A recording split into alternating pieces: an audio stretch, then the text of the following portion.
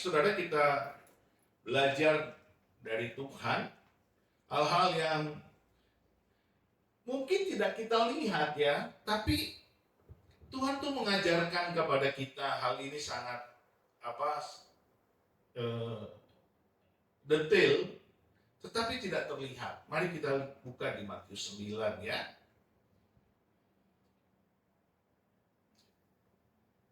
Ini panjang sebenarnya ya saudaraku, tapi pelan-pelan saja. Matius 9 ayat 18 sampai ke 26 ya. Saudara, kadang-kadang kita ini seperti orang metodis ya. Segala sesuatu itu pakai metode. Ya kan? Kalau mau doanya dijawab Tuhan, nanti ada khotbah atau pengajaran. Harus lakukan 1, lalu 2, lalu 3, lalu 4, maka doamu akan dijawab Tuhan. Aduh, saya nggak berani saudara. Dari dulu saya nggak pernah khotbah seperti itu. Ciri-ciri orang yang diberkati Tuhan. 1, 2, 3, 4. Aduh, banyak tuh hamba Tuhan seperti itu. Tapi kita belajar dari firman Tuhan yang sederhana. Dan mari kita lihat apa kata dia, apa kata Tuhan. Ya. Ayat yang ke-18 sampai dengan ke-26. Demikianlah firman Tuhan.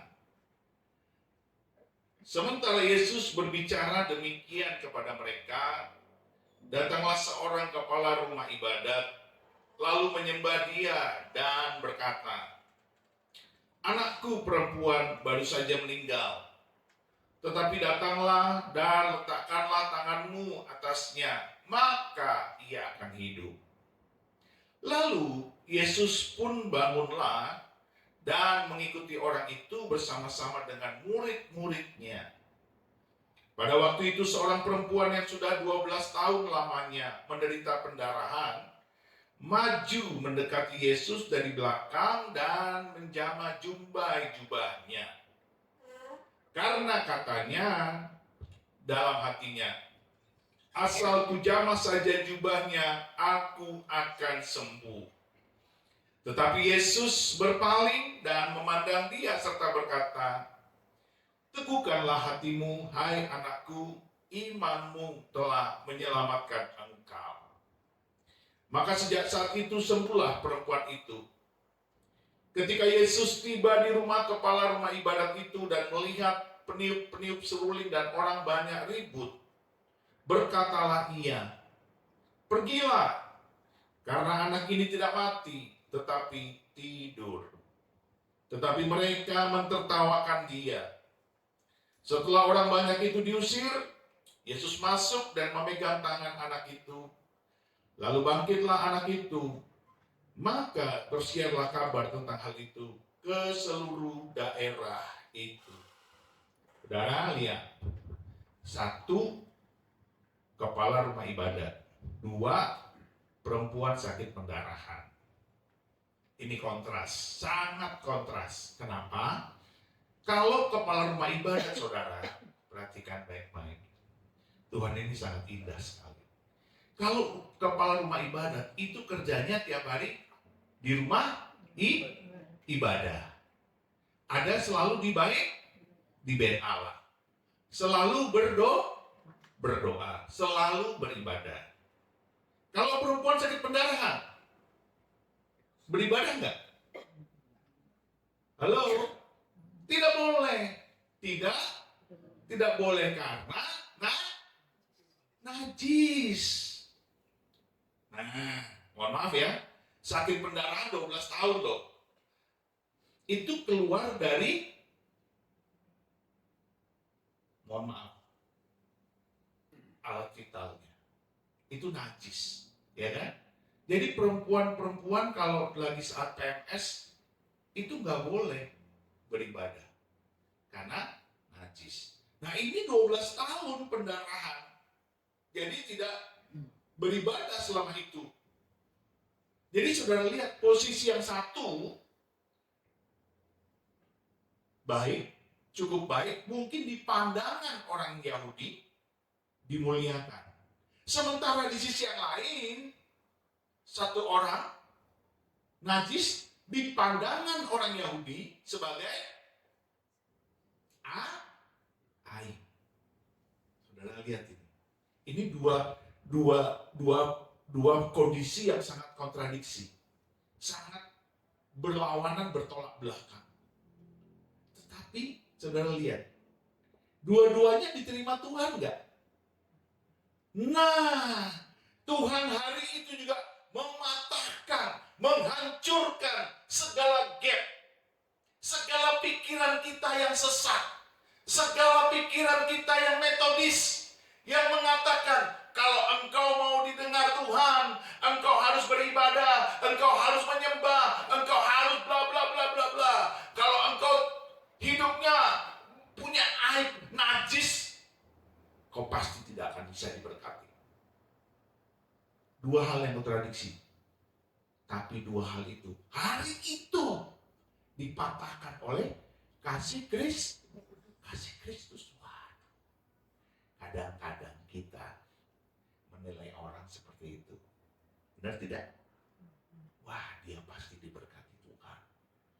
Rajin ibadah, rajin menyembah. Oh, luar biasa. Pasti dia dipakai Tuhan. Kalau kamu mah gak pernah ibadah, gak pernah menyembah, gak pernah berdoa, gak pernah baca Alkitab, bagaimana kamu diberkati? Kadang-kadang kita begitu. Tetapi kita tidak pernah tahu cara Tuhan bekerja untuk membuat orang semakin bertobat. Tujuannya bertobat, saudara. Tujuannya bertobat. Jadi kita hari ini harus melihat pribadi demi pribadi, betul-betul kita punya hati suara Tuhan, suara Roh Kudus. Maka kita yang tiap hari berdoa, memuji, menyembah Tuhan, membaca Alkitab, ya kan? Kita harus punya suara Roh Kudus. Artinya kita dengar-dengaran betul, mendengar batin kita, mendengar suara Tuhan. Firman Tuhan ini cukup untuk membuat kita mendengar suara Tuhan. Lalu dengan demikian, ketika kita hidup di dalam keagamaan kita sehari-hari, kita tidak menjadi seorang yang penghakim. Kita berdiri di hadapan Tuhan dengan hati nurani yang murni, dengan kekudusan yang sama yang Tuhan inginkan kepada kita, karena Allah berkata, kuduslah kamu sebab aku kudus, kata Tuhan. Artinya nurani kita itu dibenarkan, dikuduskan, dibersihkan oleh firman Tuhan. Dan firman Tuhan yang melekat di dalam kita, karena kita suka berdoa, suka menyembah, suka membaca Alkitab, itu ada suara Roh Kudus. Ayo, siapa di sini yang masih suka menghakimi? Ya kan? Kita nggak boleh itu. Ini dua orang berbeda loh. Satu kepala rumah ibadah, satu lagi orang yang tidak pernah beribadah 12 tahun. Dan keduanya dalam posisi yang berbeda. Yang satu dimuliakan dalam pandangan Yahudi, dan yang satu dinistakan dalam pandangan Yahudi. Tetapi kedua-duanya memperoleh berkat.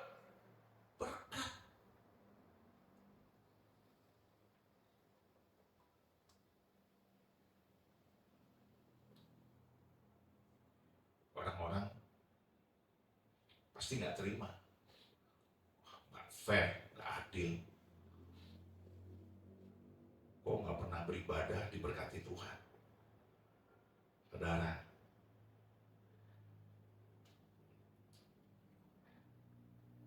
kalau engkau berada di posisi seperti perempuan sakit pendarahan, apa engkau akan berkata begitu? Halo? Halo?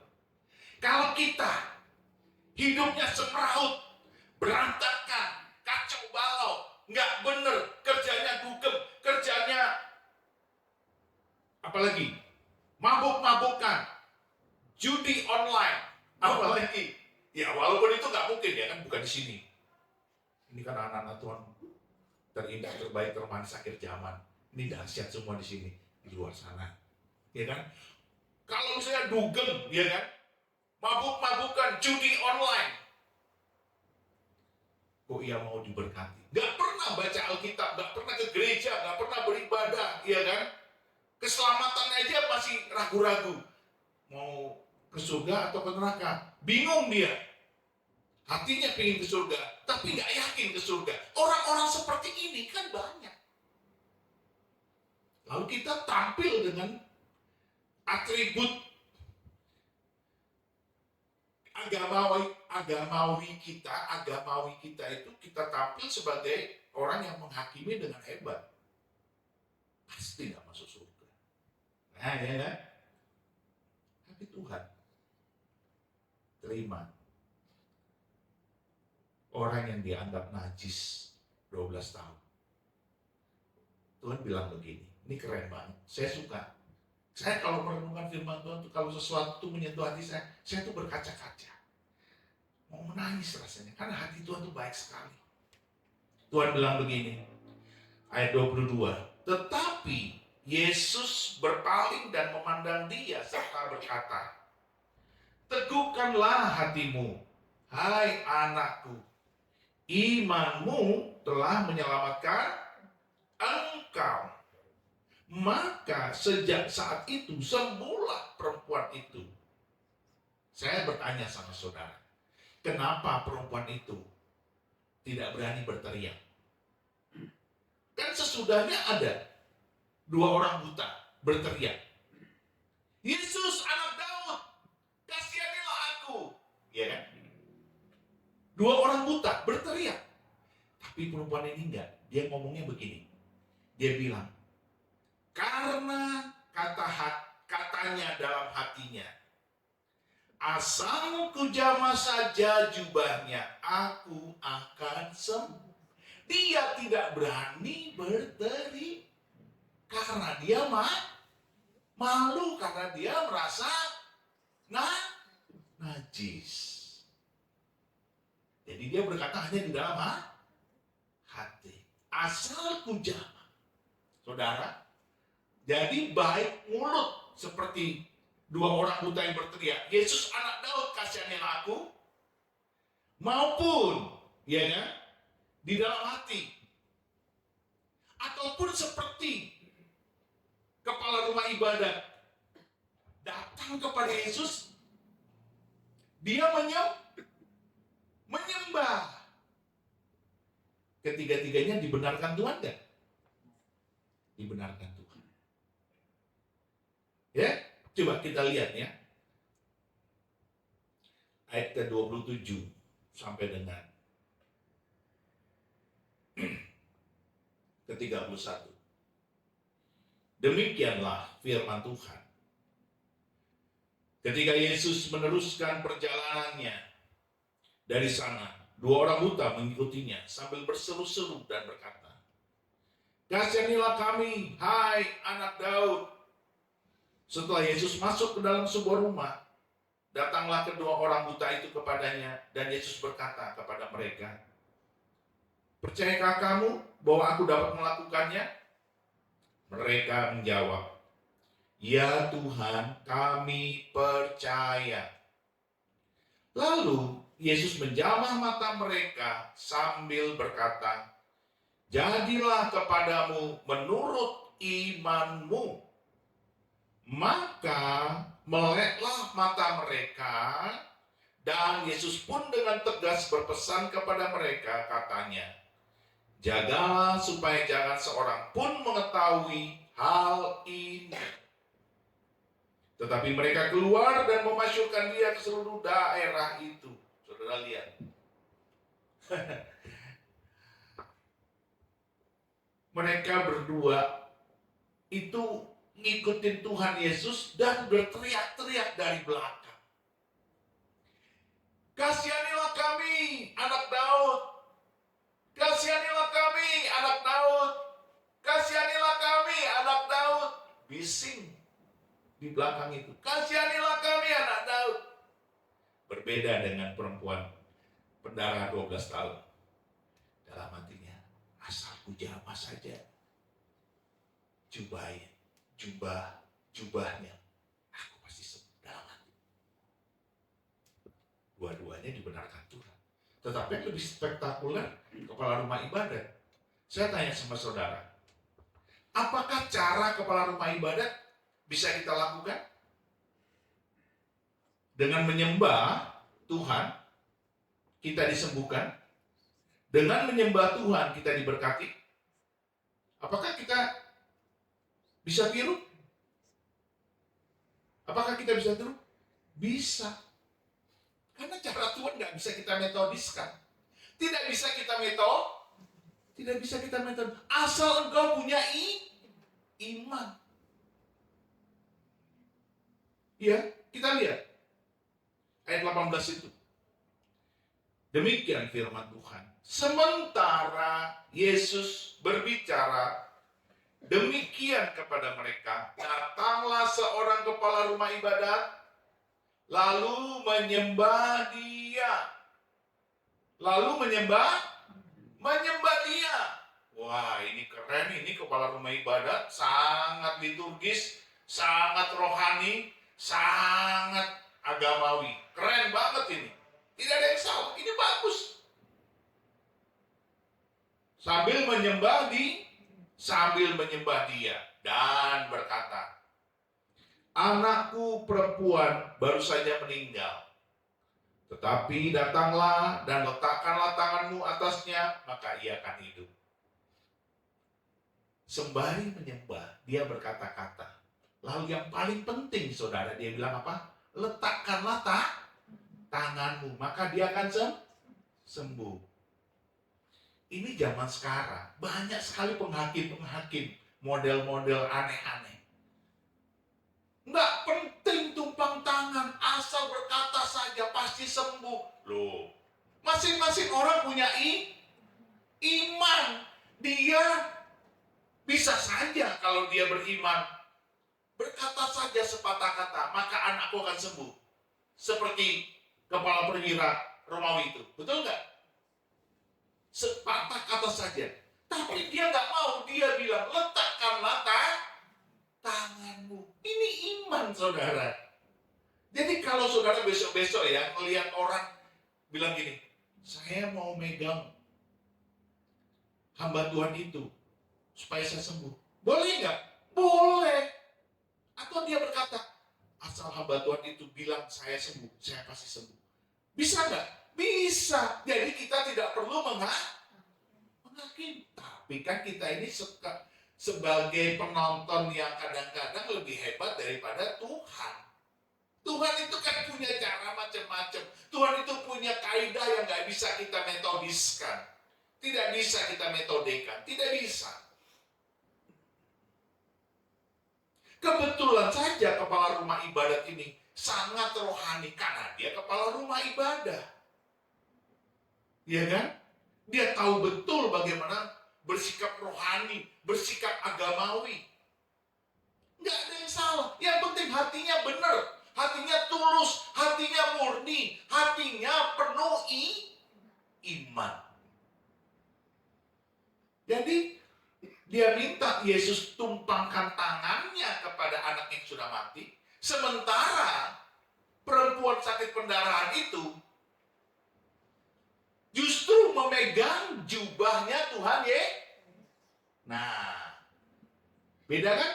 Satu sisi minta tumpang tangan Tuhan kepada orang mati. Satu sisi dia pegang. Nah, saya suka perhatikan. Ada bantuan kalau mendoakan, ya, kalau lagi doa kesembuhan ilahi atau KKR begitu, lagi mendoakan gitu, nah, ada jemaat yang minta didoakan tapi habis itu peluk bantuan itu, karena dia begitu yakin kalau aku peluk semua urapannya menyembuhkan aku.